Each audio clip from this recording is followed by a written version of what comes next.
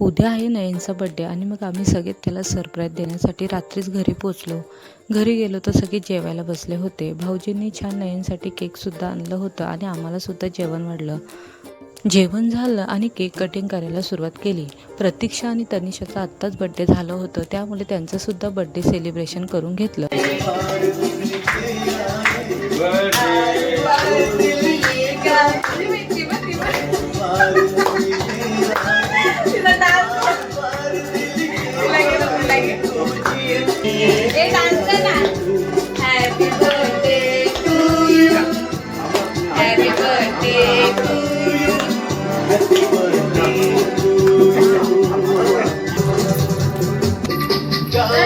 Birthday celebration झालं. सगळ्यांच्या नयनने पाया पडून घेतला आणि सगळ्यांनी मस्त केकसुद्धा खाऊन घेतलं.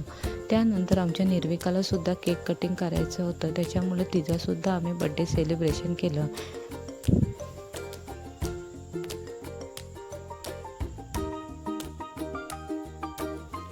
केक कटिंग झाल्यानंतर आणि सगळं कार्यक्रम झाल्यानंतर आम्ही निघालो आमच्या घरी.